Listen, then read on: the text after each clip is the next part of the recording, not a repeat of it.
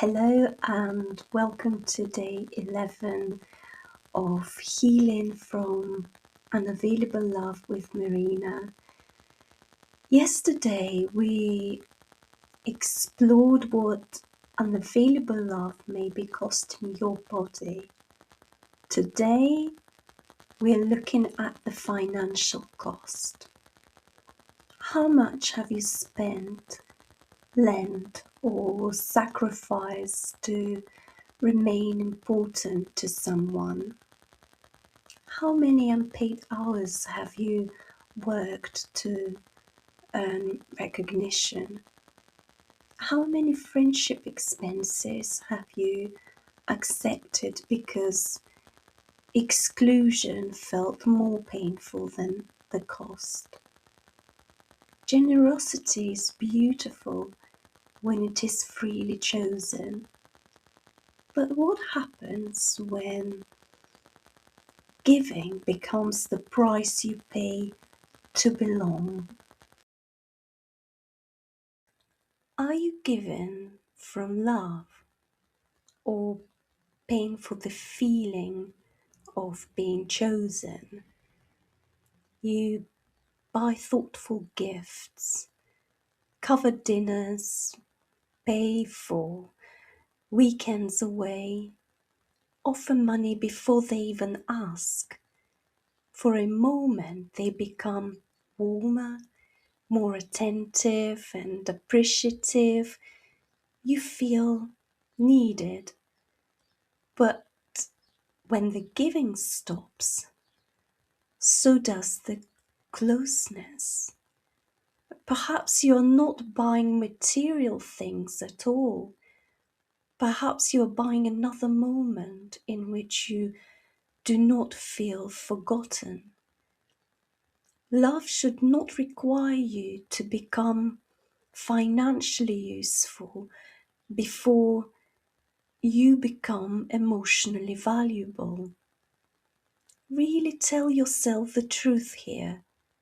If you stopped paying, providing, and rescuing, what are you afraid would happen to the relationship? How long have you been financing the person they promise they will eventually become? You cover another bill because they are going through a difficult period. You support another plan because this opportunity will supposedly change everything. You lend the money that is never returned because asking for it makes you feel cruel. You are continually investing in their potential while their present behavior remains unchanged. Supporting someone through genuine hardship is not wrong, but when they avoid responsibility and you absorb every consequence, your help may be keeping both of you attached to a future that never arrives. What promise are you still financing, and how much has believing that promise already cost you?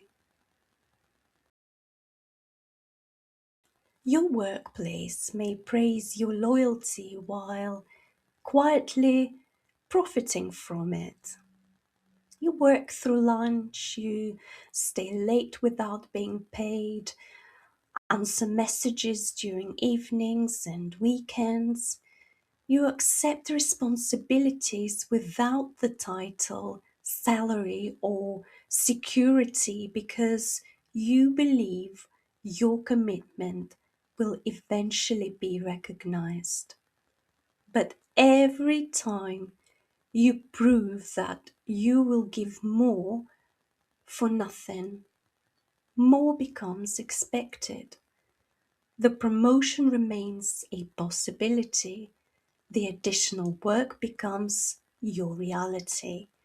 You are not only giving away time, you are giving away energy, earning potential, and hours that belong to your life. I'm curious, if recognition were never coming, how much unpaid loyalty would you still give this workplace? Are you the friend who gets invited because everybody knows you will arrive with a generous gift? You pay for dinners, bring expensive presents, host the celebrations, cover somebody who is supposedly short of money again. Perhaps this friendship has slowly become a membership.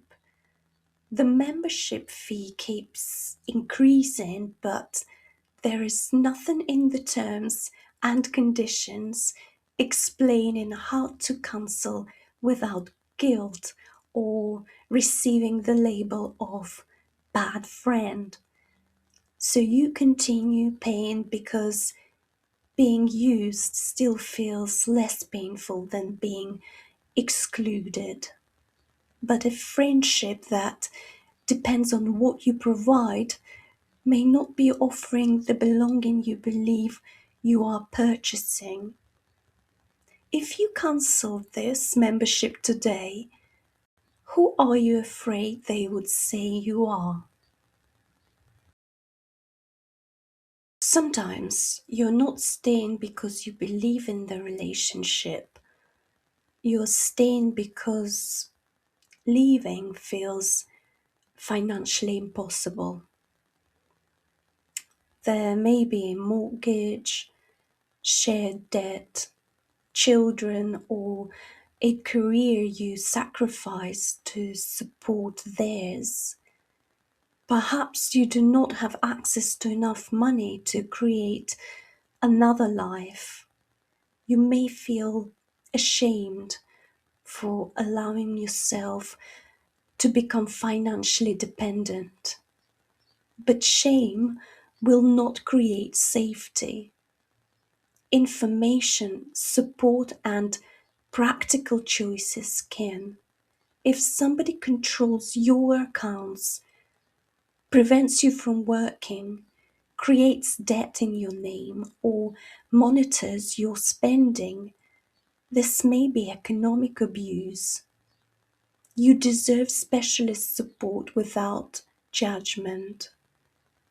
When you imagine having your own financial safety, what becomes possible that currently feels beyond your reach?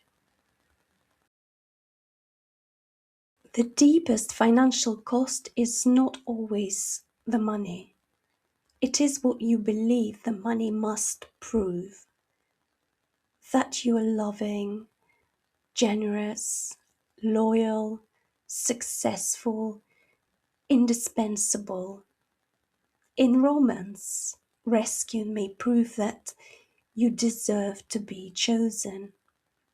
At work, overgiving may prove that you deserve recognition. In friendship, generosity may prove that you deserve your place. In my work, I listen for the hidden belief beneath that surface, beneath that sacrifice. Because when we reach what you're truly trying to buy emotionally, we can begin changing the pattern instead of continually paying for its consequences. If your worth no longer required financial proof, what would you finally stop paying for? Today, ask yourself, what membership am I still paying for because I am terrified of being rejected when I cancel it? Imagine terminating that membership without spending years circling the same problem in therapy, without guilt, without shame, without carrying the label of selfish, disloyal, or a bad friend. Imagine one focused conversation reaching the belief that has kept you paying long after the connection stopped nourishing you. What would become possible if you no longer had to purchase your place in anybody's life? Imagine how your life would change if you and your emotional, physical, and financial well being became the priority.